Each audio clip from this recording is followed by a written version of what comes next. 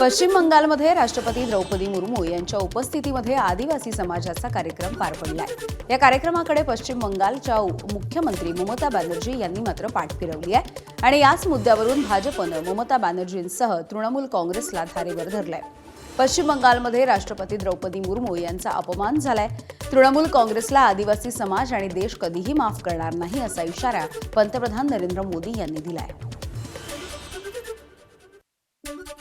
TMC सरकार ने देश की राष्ट्रपति आदरणीय द्रौपदी मुर्मू जी का घोर अपमान किया है। टीएमसी ने आदिवासियों के संथाल लोगों के ये अत्यंत पवित्र और महत्वपूर्ण कार्यक्रम का बहिष्कार किया और राष्ट्रपति का बहिष्कार किया। ये राष्ट्रपति जी के अपमान के साथ साथ देश के संविधान का भी अपमान है। पश्चिम बंगाल की प्रबुद्ध जनता टीएमसी को देश के महामना राष्ट्रपति के अपमान के लिए कभी भी माफ नहीं करेगा। पश्चिम बंगालच्या दौऱ्यामध्ये राष्ट्रपतींच्या प्रोटोकॉलचा भंग झाल्याच्या प्रकरणावरून सध्या राजकीय वातावरण चांगलंच तापलं आहे। प्रोटोकॉलनुसार स्वागत न झाल्याचा आरोप होत असताना केंद्रीय गृह सचिवांनी मुख्य सचिवांकडून सविस्तर अहवाल मागवलाय। तसंच आंतरराष्ट्रीय संताल परिषद दार्जिलिंगला का हलवण्यात आली या संदर्भातही विचारणा करण्यात आली आहे। दरम्यान ममता बॅनर्जी माझ्या बहीण आहेत, कदाचित त्या रागावल्या असतील अशी प्रतिक्रिया राष्ट्रपतींनी दिली आहे। ठाकरेंच्या शिवसेनेचे खासदार संजय राऊत यांनी दिल्लीमध्ये माजी उपराष्ट्रपती जगदीप धनखड यांची भेट घेतली। धनखड यांच्यासोबत गप्पा मारून आनंद झाला अशी प्रतिक्रिया राऊतांनी दिली आहे।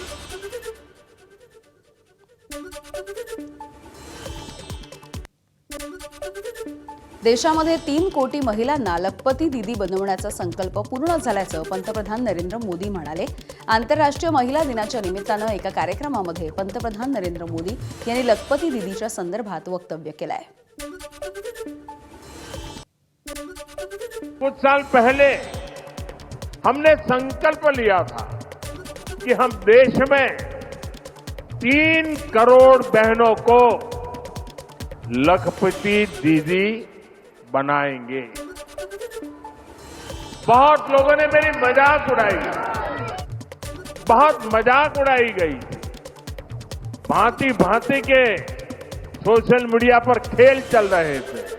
मुझे आज खुशी के साथ कहना है कि देश ने 3 करोड़ महिलाओं को लखपति दीदी बनाने का जो संकल्प किया था वो पूरा हो चुका है। 3 करोड़ से अधिक बहनें अब लखपति दीदी बन चुकी है।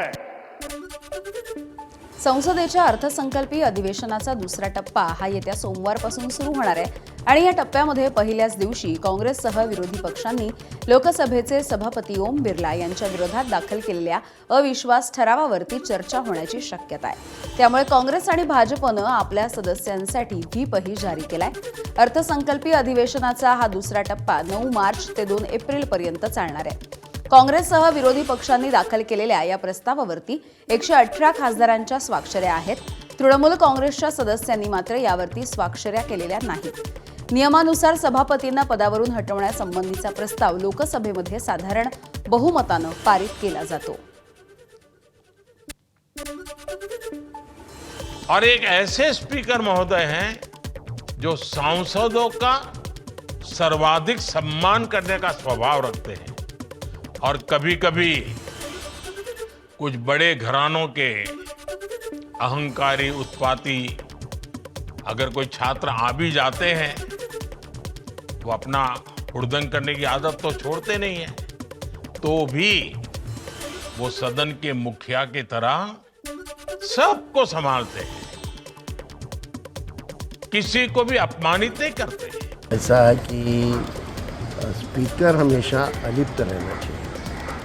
उसने किसकी बाजू लेना बिल्कुल गलत है और बिरला जी तो हमेशा जो बीजेपी को चाहिए वही करते रहे हैं, इसलिए ये रेजोल्यूशन लाया गया है। तो मेरे ख्याल से इसमें नीतीश कुमार के जो लोग हैं या नायडू साहब के जो लोग हैं वो अगर अलिप्त रहेंगे तो ये रेजोल्यूशन पास हो जाएगा। नितीश कुमार यांचे पुत्र निशांत कुमार यांनी आज अधिकृतपणे जेडीयूमध्ये प्रवेश केलाय। नितीश कुमार यांच्या पश्चात बिहारची धुरा ते सांभाळतील।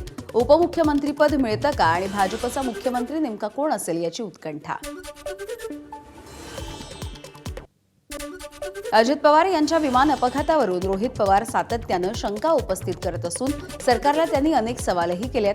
आता याच प्रकरणी अजित पवार यांचे धाकटे पुत्र देखील मैदानावरती उतरले आहेत। अजित पवार यांच्या अपघाताच्या संदर्भात सोमवारी जय पवार हे पत्रकार परिषद घेणार होते, मात्र उद्या आयोजित करण्यात आलेली जय पवार यांची पत्रकार परिषद ही काही कारणास्तव पुढे ढकलण्यात आली आहे। अजित पवार यांच्या विमान अपघातावरून रोहित पवारांसह जय पवार यांनी VSR विमान कंपनीवरती अनेक आरोप केलेत, तर जय पवार यांनी VK सिंग यांचा मुलगा रोहित सिंग याचा विमानामधले पायलटच्या सीटवरती झोपलेल्या अवस्थेतला व्हिडिओ पोस्ट केला होता आणि VSR कंपनीला धारेवरती धरलं होतं।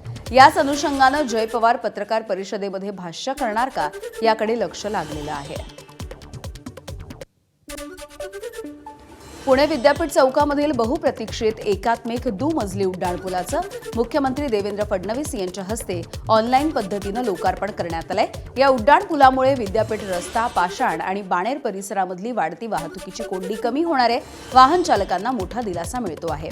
हा महत्वाकांक्षी प्रकल्प पुणे महानगर प्रदेश विकास प्राधिकरणानं पूर्ण केलाय। शहरामधील वाहतूक व्यवस्थेला गती देण्यासाठी हा पूल महत्वाचा ठरतोय। या उद्घाटनाच्या सोहळ्याला केंद्रीय राज्यमंत्री मुरलीधर मोहोळ, उपमुख्यमंत्री एकनाथ शिंदे, उपमुख्यमंत्री आणि पुण्याच्या पालकमंत्री सुनेत्रा पवार हे उपस्थित होते।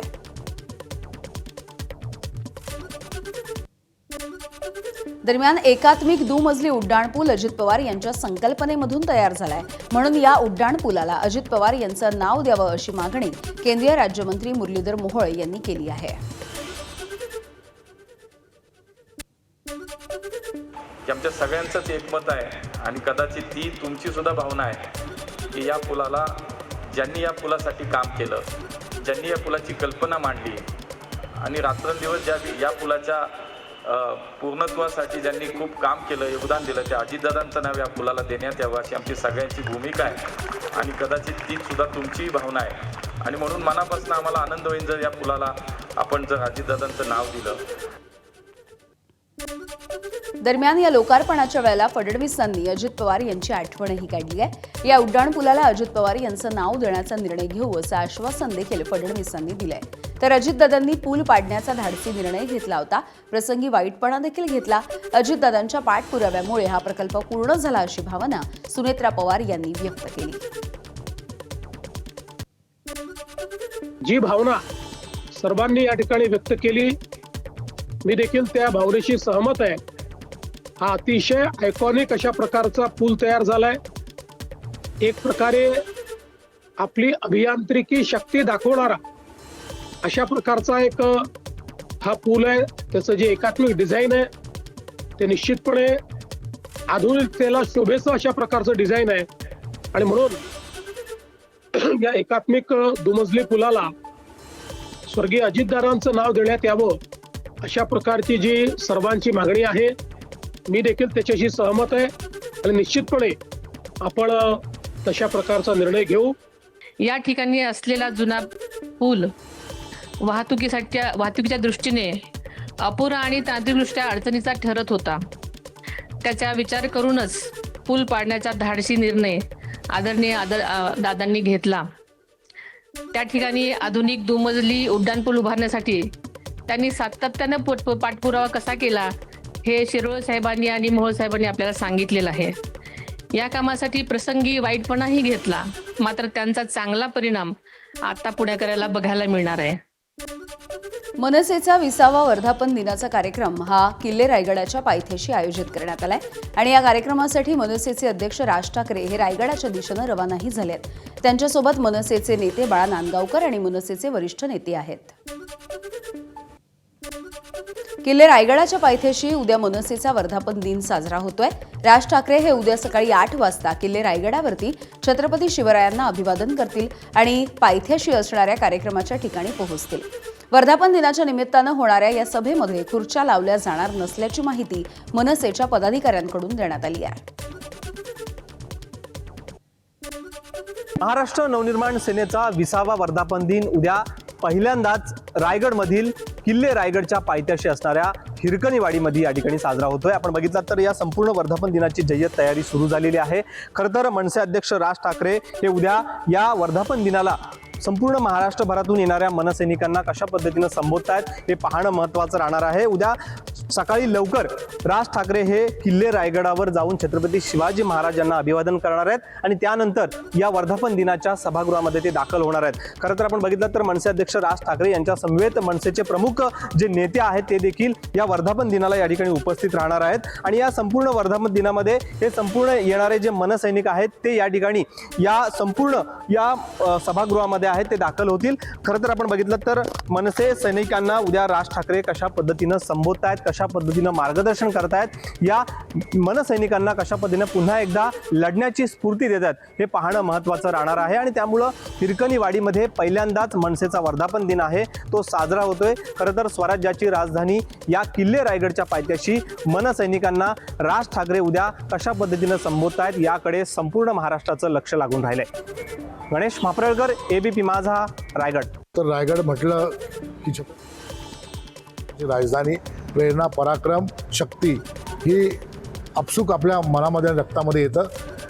वातावरण निर्मिती आपण पाहिलं असेल जोरात झालेली आहे. उद्या सन्माननीय राजसाहेबांचं आगमन झाल्यानंतर प्रथम महाराजांच्या सदरेवरती जगदीश्वराच्या मंदिराकडे, शिरकाई देवीकडे संपूर्ण आम्ही महाराष्ट्र सैनिक राजसाहेबांबरोबर दर्शन घेण्यासाठी जाऊन रायगडची माती कपाळावर लावत येथे सभासद नोंदणी मोहीम देखील सुरू सकाळी राजसाहेबांच्या प्रमुख उपस्थितीमध्ये होणार आहे. आणि त्याकरता हा सभामंडप देखील टाकलेला आहे. मध्ये उद्या काँग्रेसची पदयात्रा निघणार आहे. कळमनुरी ते हिंगोली अशी पदयात्रा प्रदेशाध्यक्ष हर्षवर्धन सपकाळे यांच्या नेतृत्वामध्ये काढली जाणार आहे. राज्यभरामधील विविध प्रश्न या पदयात्रेच्या माध्यमातून मांडले जातील. शक्तीपीठ महामार्ग रद्द करावा, मनरेगाचं नाव बदलण्यात येऊ नये यासह वेगवेगळ्या मागण्यांच्या संदर्भात ही पदयात्रा काढली जाईल. पदयात्रेमध्ये मोठ्या संख्येनं काँग्रेसचे नेते, पदाधिकारी, कार्यकर्ते आणि सर्वसामान्य नागरिक सहभागी होतील अशी माहिती आहे. केंद्रीय सामाजिक न्यायमंत्री रामदास आठवले यांनी शिर्डीमध्ये साईबाबांचं दर्शन घेतलं. राज्यसभेमध्ये हॅट्रिक केल्याच्या नंतर रामदास आठवले हे साईंच्या चरणी नतमस्तक झाले. यावेळेला कवितेच्या माध्यमातून रामदास आठवलेंनी रंगपंचमीच्या शुभेच्छा दिल्या. बीडच्या मस्साजोगमधील सरपंच संतोष देशमुख हत्या प्रकरणामधील आरोपी जयराम चाटे 14 महिन्यांच्या नंतर आता कारागृहाच्या बाहेर येणार आहे. जयरामचा धाकटा भाऊ श्रीराम चाटे याचं 2 मार्चला तांबा गावामध्ये निधन झालंय. त्यामुळे जयरामला कारागृहाच्या बाहेर पाठवण्यासाठी कोर्टानं परवानगी दिली. सकाळी 9 ते दुपारी 4 वाजेपर्यंत या आरोपीला धार्मिक विधीसाठी उपस्थित राहता येणार आहे. राज्यामध्ये 10वी आणि 12वीच्या परीक्षेमध्ये आतापर्यंत 81 कर्मचाऱ्यांचं निलंबन झालंय. राज्य परीक्षा मंडळाचे सचिव दीपक माळी यांनी या संदर्भातली माहिती दिली आहे. परीक्षेमध्ये सामूहिक कॉपी, तोतया विद्यार्थी, मोबाईलचा वापरणाऱ्यांचं प्रमाण देखील वाढल्याचं त्यांनी सांगितलंय. बीड जिल्ह्यामधल्या चौसाळा या ठिकाणी इंग्रजीच्या पेपराच्या वेळेला सामूहिक कॉपीचा प्रकारही समोर आला. या प्रकरणी 17 जणांचं निलंबन करण्यात आलंय. संभाजीनगरमध्ये 21, जालन्यातल्या मंठा तालुक्यामध्ये 5 शिक्षकांवरती कारवाई करण्यात आली. तर गडचिरोली, धाराशिव आणि नांदेड जिल्ह्यामध्ये 28 कर्मचाऱ्यांवरती कारवाई करण्यात आली आहे. मुंबईच्या बोरिवली पूर्वकडच्या अभिनव नगर परिसरामध्ये वन विभागाकडून करण्यात आलेल्या सीमांकनावरून आता वाद निर्माण झालाय आणि याच पार्श्वभूमीवरती आमदार प्रकाश सुर्वे हे चांगलेच आक्रमक झाले. बोरिवलीमधल्या संजय गांधी राष्ट्रीय उद्यान प्रशासनाच्या कर्मचाऱ्यांना त्यांनी चांगलंच धारेवरती धरलंय. वन विभागाचा कायदा आम्हाला देखील कळतो असं सांगत जागेचे कागद दाखवा अन्यथा सोडणार नाही असा इशारा प्रकाश सुर्वे यांनी दिला आहे. गोंदिया जिल्ह्यामधील सडक अर्जुनी तालुक्यामधल्या सौंदड इथे ग्रामीण रुग्णालयामधल्या हलगर्जीपणाचा आरोप सध्या चर्चेत येतोय. पाण्यामध्ये बुडालेल्या 2 बालकांना उपचारासाठी इथे आणण्यात आलं होतं. मात्र आवश्यक सोयी सुविधा नसल्यामुळे त्यांचा मृत्यू झाल्याचा आरोप कुटुंबियांनी केलाय. या घटनेच्या नंतर नागरिकांनी तीव्र असा संताप व्यक्त केला. या प्रकरणी राष्ट्रवादीचे आमदार आणि माजी मंत्री राजकुमार बडोले यांनी आरोग्यमंत्री प्रकाश आंबेडकर यांच्याकडे तक्रार दाखल केली आहे. या प्रकरणाची दखल घेत 10 मार्चला मुंबईमध्ये बैठक बोलवण्यात आली आहे. दोषींवरती कारवाई करणार असल्याची माहिती देखील देण्यात आली. या संदर्भातली या भागाचा आमदार म्हणून मी सगळ्या विषयाच्या बाबतीमध्ये बैठक ठेवलेली आहे. आणि या संदर्भातली लक्षवेधी पण ती लागणार आहे, कारण आम्ही ती लक्षवेधी पण दिलेली आहे. त्याच्यामुळे नक्कीच या प्रकरणामध्ये पूर्ण कार्यवाही होईल आणि जे कोणी दोषी असतील त्याच्यावर कार्यवाही करणं आणि त्याचबरोबर आरोग्य व्यवस्था संपूर्ण गोंदिया जिल्ह्यातील दुरुस्त झाली पाहिजे. या अनुषंगानं ही बैठक मंगळवारी, आता येणाऱ्या मंगळवारी ठेवलेली आहे. विदर्भामध्ये उष्णतेची लाट जाणवायला लागली आहे. अकोला, अमरावती आणि वर्धा जिल्ह्यामध्ये तापमानाचा पारा 40 अंशांच्याही पुढे गेलाय. अकोल्यामध्ये राज्यामधील सर्वाधिक 40.8 अंश सेल्सिअस इतक्या तापमानाची नोंद झाली. अमरावतीमध्ये 40.6, वर्धा जिल्ह्यामध्ये 40 अंश सेल्सिअस तापमान नोंदवण्यात आलंय. दरम्यान पुढील काही दिवसामध्ये राज्यामधल्या अनेक जिल्ह्यांमधलं तापमान हे आणखी वाढण्याची शक्यता आहे. मुंबईच्या आझाद मैदानावरती 12 मार्चपासून राज्यामधील विविध कला क्रीडा शिक्षक संघटनांकडून एल्गार आंदोलन केलं जाणार आहे. 2009 पासून राज्यामध्ये कला शिक्षकांची भरती झाली नसल्यामुळे तसंच भरतीसाठी विद्यार्थ्यांच्या संख्येवरती अटी लागू केल्यामुळे शिक्षकांचा रोष आहे. विशेष शिक्षकांच्या भरतीच्या संदर्भातही अद्याप शिक्षण विभागाला ठोस निर्देश मिळालेला नाही. दरम्यान जलसंपदा मंत्री राधाकृष्ण विखे पाटील यांनी या आंदोलनाविषयी प्रतिक्रिया दिली आहे. शिक्षकांना टीईटी परीक्षा बंधनकारक करण्याचा विषय असो किंवा विशेष शिक्षक भरतीचा विषय असो, सरकार या सगळ्या मुद्द्यांकडे लक्ष देत असल्याचं आणि संबंधित अधिकाऱ्यांसोबत लवकरच चर्चा करणार असल्याचं विखेंनी म्हटलंय. शिक्षण विभागाच्या काही ना काही रोज काही निर्णय होतात. त्यापूर्वीचे काही निर्णय झाले आहेत शिक्षक भरती, आता टीएटीचा विषय आणखी निर्णयावर आहे. वाटतं सरकार त्यात लक्ष घालतंय. आपलं ह्याच्यात सुद्धा रोस्टर का पूर्ण होत नाही निश्चितपणे अधिकाऱ्यांना विचारली.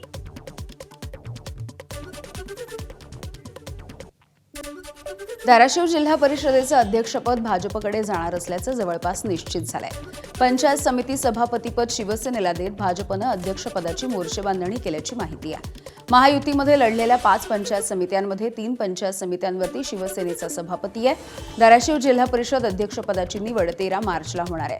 धाराशिवमध्ये 19 सदस्यांसह भाजप सगळ्यात मोठा पक्ष ठरलाय, तर शिवसेनेचे 15 जिल्हा परिषदेचे सदस्य आहेत. भाजप आमदार राणा जगजितसिंह पाटील यांच्या पत्नी अर्चना पाटील यांचं नाव अध्यक्षपदासाठी सध्या आघाडीवर आहे. सांगली जिल्हा परिषदेच्या निवडणुकीमध्ये भाजपचा दारुण पराभवाचा सामना झालेला आहे. 6 तालुक्यांमध्ये त्यांच्या पक्षाचा एकही सदस्य निवडून आला नाही आणि सगळ्यात कमी स्ट्राईक रेट हा भाजपचा राहिलाय. शरद पवार, राष्ट्रवादी आणि काँग्रेस यांच्यामध्ये निवडणूक लढत असताना भाजपला फक्त जत आणि मिरज तालुक्यापर्यंत मर्यादित असं यश मिळालं. या निकालावरती खासदार विशाल पाटील यांनी भाजपला टोला लगावला आणि जनतेनं दिलेला पराभव स्वीकारावा आणि पराभवाची सवय लावावी. इतकी घाई करून सत्तेमध्ये घुसण्याचा प्रयत्न करणं योग्य नाही असं विशाल पाटील यांचं म्हणणं आहे. एवढ्या पराभूत झालेल्या पक्षाला पुन्हा सत्तेत घुसायचा, एवढी का त्यांना त्या सत्तेबद्दल प्रेम आहे हे कळत नाही. लोकांनी तुम्हाला नाकारलेलं आहे. आता जिल्हा परिषद नाकारलेला आहे, उद्या तुम्हाला विधानसभेत नाकारतील आणि लोकसभेत नाकारतील. सवय लावून घ्या. पराभव हा जनतेने तुम्हाला दिलेला आहे, तो स्वीकार. धाराशिव जिल्ह्यामध्ये आमदार तानाजी सावंत यांच्या मतदारसंघामधल्या भूम, परांडा आणि वाशी तालुक्यांमध्ये पंचायत समितीवरती शिवसेनेनं वर्चस्व मिळवलंय. भूम पंचायत समितीमध्ये उपसभापतीपद वंचित बहुजन विकास आघाडीला दिलं जाणार असून यामुळे तानाजी सावंत यांनी राष्ट्रवादीला शह दिल्याचं बोललं जात आहे.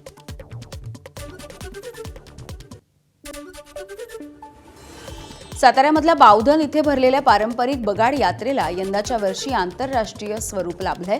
भैरवनाथाच्या एका भाविकानं बगाडाला चक्क अमेरिकन डॉलर्सची माळ अर्पण केली. महाराष्ट्रामधील सर्वात मोठी बगाड यात्रा म्हणून ओळखल्या जाणाऱ्या या यात्रेला हजारो भाविक उपस्थित आहेत.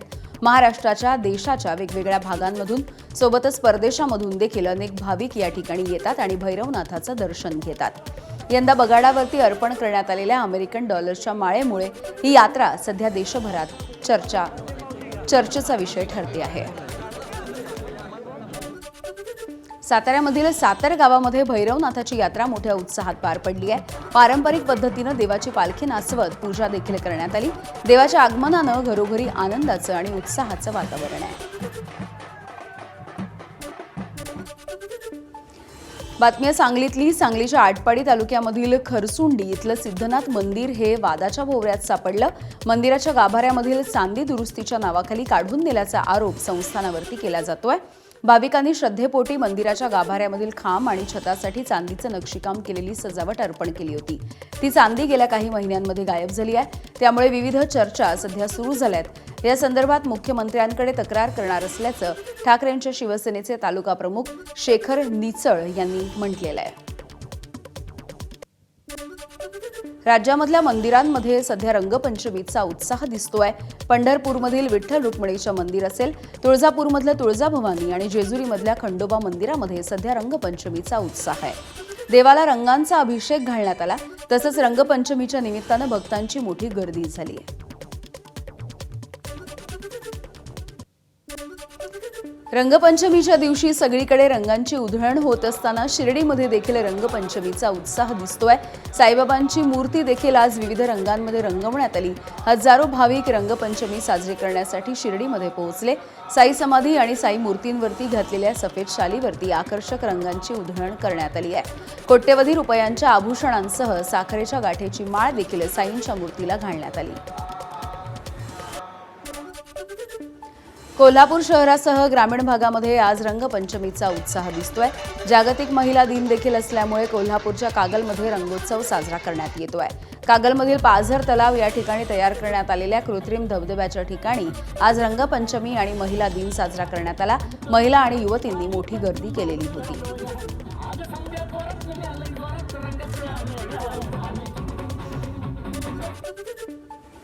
सोलापूरमध्ये मराठा क्रांती मोर्चाकडून काळी रंगपंचमी साजरी करण्यात आली आहे.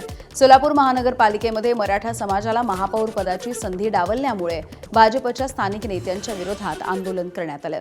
1993च्या नंतर पहिल्यांदा मराठा समाजाला महापौर पदाची संधी देण्यात आली होती. मात्र भाजपच्या स्थानिक नेत्यांनी स्वतःच्या नातेवाईकांना ही संधी दिली असा आरोप मराठा क्रांती मोर्चानं केलाय. तसंच 2.5 वर्षांपैकी 1.25 वर्ष मराठा समाजाला महापौर पद द्यावं आणि जिल्हा परिषदेमध्ये कुणबी मराठा समाजाला अध्यक्ष करावं अशीही मागणी करण्यात आली आहे. तुम्हाला लोकसभेला मतपेटीतून मराठ्यांनी तिथं उत्तर दिलं आहे. विधानसभेला मराठा समाज तुमच्या सोबत होतो म्हणून तुम्ही सत्तेत आला. जिल्हा महापौरची निवडून तर जिल्हा परिषद निवडणूक होतं. भाजप तिथं 55+ जागा निवडून आणण्याचं त्यांनी स्वप्न पाहिलं होतं. मराठ्यांनी त्यांना 38 जागा तिथं जिंकून दिलेल्या आहेत. फक्त आज जर तुम्ही मराठा समाज न्याय देण्याची भूमिका घेतली नाही तर ह्या आंदोलनाचा होणार सोलापूरचं महाराष्ट्रात दिसेल आणि येणाऱ्या प्रत्येक निवडणुकीला तुम्हाला मतपेटीतून मराठा उत्तर देईल. एबीपी माझा, उघडा डोळे बघा नीट.